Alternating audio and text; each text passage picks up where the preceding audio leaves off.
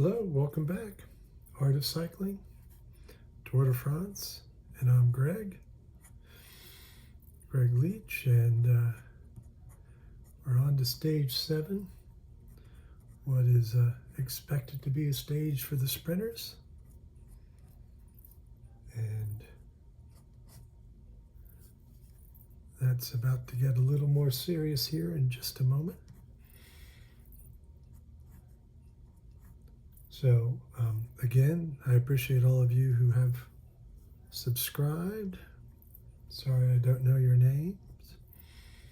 And I do appreciate the couple of comments too. Thank you. Of course, always interested in what you have to say.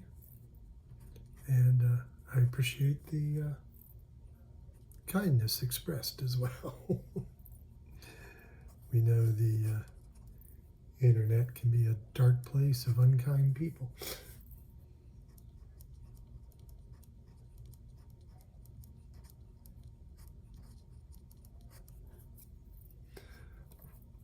So, since it's a sprint stage, it was very unlikely that the breakaways would succeed. And but yet these two, Baptiste Weisstofer, went again. He was out day before yesterday in a solo effort. At least today he had a companion from Kahao to join him in the effort.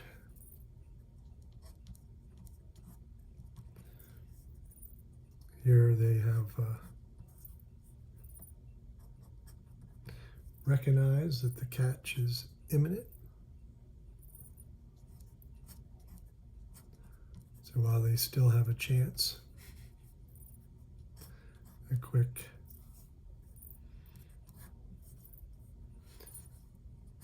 thanks, congratulations to each of them. From, it's become something I've noticed. When did it start, or when did I start noticing it? A number of years now. But breakaways will frequently shake hands with each other as the peloton looms, which is what's going on here. This is Jacob Otruba from Czechia, which, pardon my ignorance, and somebody could correct me, but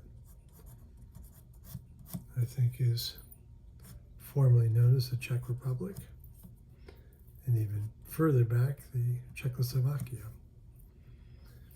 I'm certainly willing to admit my ignorance.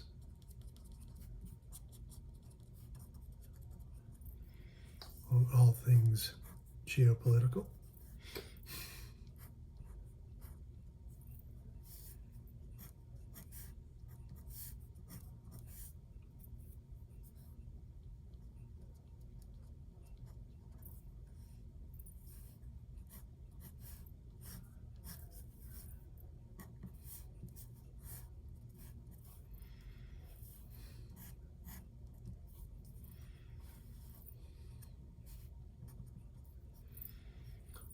So, just about to get to the peloton here. Just as the peloton is just about to get to them.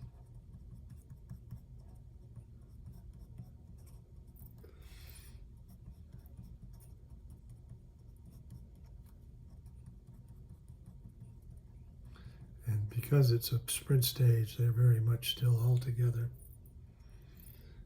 ready to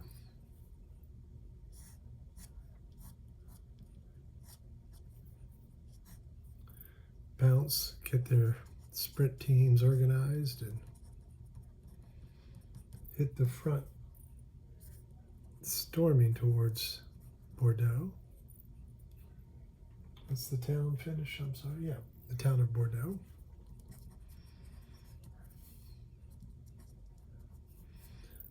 Of course, you wine drinkers in the group will recognize that town in that region.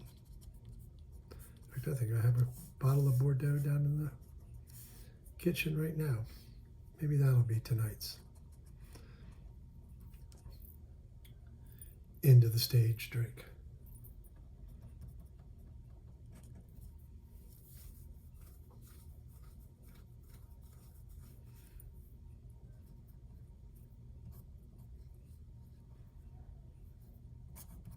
Here we're calling it accepting the inevitable. See, look, I remembered to do that again. For those of you who've been following along, several times I have gotten onto the painting after the drawing and forgot to title and sign the painting. Not a biggie, but if I wait to the very end and try to sign them wet, it doesn't work so well.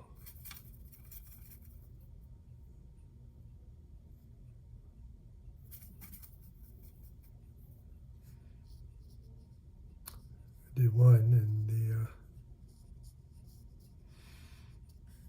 ink from the pen bled so badly that in the photograph it looks like a small part of the painting is unfocused. Which is probably physically impossible. So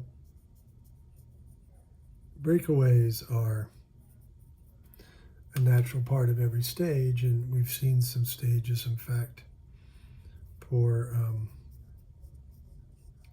Torsten Train of X wore the yellow jersey for 3 days. Well, won it and then wore it for 2 days. Who unfortunately today was unable to start due to concussion from the crash yesterday. But he went in a breakaway and gained 8 minutes on the Peloton. Now that was a mountain stage, so a little easier to stay away, but there are days when the breakaway works. They're extremely rare on sprint stages, but it does happen. Most of the time it's the heartbreak where the breakaway is caught within sight of the finish line, which has just got to be really hard to take. In fact, I think it was finished way back a race into Carson when we finished just the other day.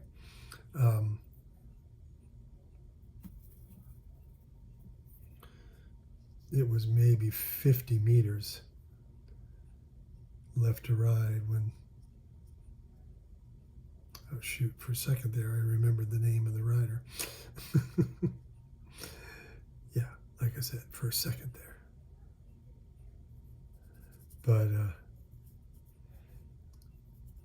after the race, cameras found him literally sitting on the curb crying. It was so close and so much effort, and to have it go wrong right at the last moment. So changing things up, putting the sky in first, kind of normally do the warm colors, but actually I've kind of done all of the warm colors there are to do. This is going to be a very cool painting, but that's a good thing. So one of the things in color composition, so one's eye tends to look for the complement. So in a complement are colors opposite each other on the color wheel. And both surrounding a color with its complement and building a composition out of complementary colors makes things more dynamic. So this painting,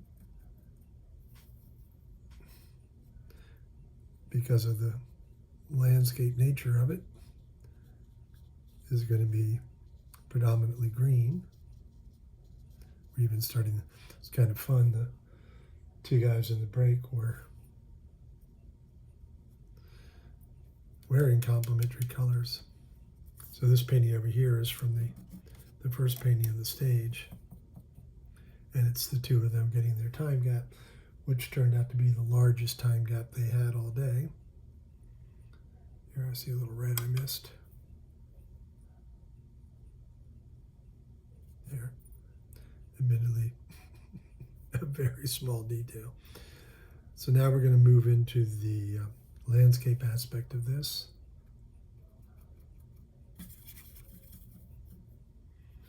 And it's interesting because, for me anyway, the tour is pretty much the only time I do landscapes. My regular studio work, and of course you can see that there are, if you go back a little bit past these tour paintings, you can see some of my work that I've created over the, building up towards the show that I just closed up in the Pittsburgh area at the Hoyt, where it's all large-scale oil stick paintings, which is my, hesitate to use the word normal, but primary, there we go, primary mode of artistic expression in media. Of course, those paintings can take weeks to a month to create, so it'd be kind of hard to capture the Tour de France in that media. Because again, you know, it'd also be very difficult to create a single work of art that encapsulates the whole Tour de France. But so these watercolors, and let me explain how this all got started while I paint. So back, way back, it's stunning how long ago it was, in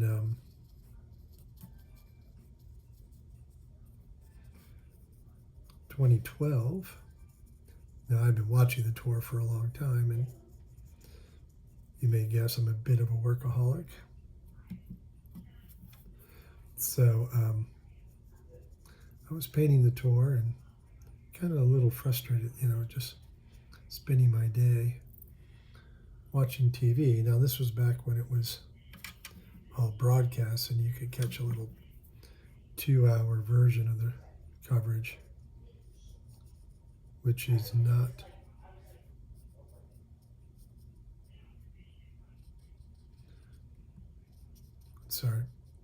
which is not, oh, crap, brain, come back. There's a phone call that I'm listening to that's important. So I'm kind of losing the thread of what I'm saying. But, so, you know, but it was still 2 hours out of your day not being productive. It was a little difficult for me. And so I was watching the tour, and my wife said, well, you know, in 2012, she said, well, why don't you paint it? And then at that point, initially, we said, post them on Facebook and see if anybody might be interested in them. Don't think she quite realized the monster she was creating. The thing that has become all-consuming in July now. But that worked well. In fact, got in the next year or two was, you know, little story in the Washington Post, and just, you know, got some traction. So then Twitter was, you know, a Twitter account and a YouTube, and all of that got started. And of course, the idea of doing these little watercolors came because, again, her idea, we were going to travel to Europe, and she had figured everything out, and there was no food budget. I pointed that slight problem out to her. She said, oh, I've got an idea for that. I think you should pre-sell watercolors of all the places we're going to visit. You know, little postcards, and then we'll mail them from wherever we are. So that's where this postcard size came from. Now, whenever I'm asked, I always say all of my good ideas are bridges. And I mean that in all due sincerity, and that's just an example of it.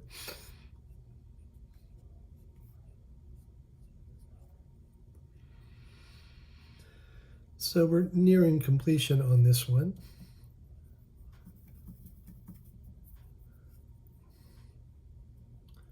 And that's time to remind you that, of course, I would love you to subscribe. We're inching close to the magic 500 mark when you can super fan it. But I've also got to build up. I was just looking at the requirements to earn revenue, and I feel it's, you know, Frank Heller's catch-22. The closer I get, YouTube keeps changing the requirements, just as the plot of catch-22. Google it if you're not aware of it. But nevertheless, so I do appreciate those who have subscribed. Again, they're not letting me see who you are. But nevertheless, I do appreciate it. And thanks for the comments as well. And, you know, please leave a comment, a question if you have it. I'll try to answer it in the upcoming videos. I will be creating one of these per stage of both the tour, of which we're 7 stages in now. And after a short break, it'll be the Tour de France film, the 9 stages of that race. So just about done here. Again, thank you so much. Hope you will leave a comment, a thumbs up. And I do truly appreciate you watching.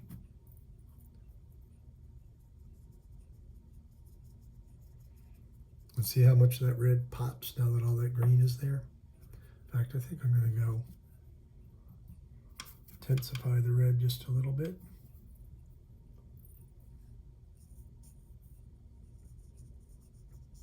And see, because watercolors are translucent, you can intensify the color simply by overpainting.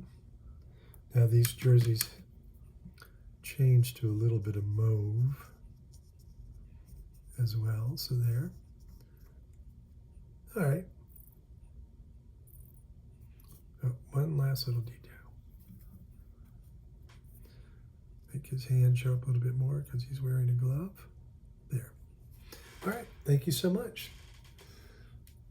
See you tomorrow.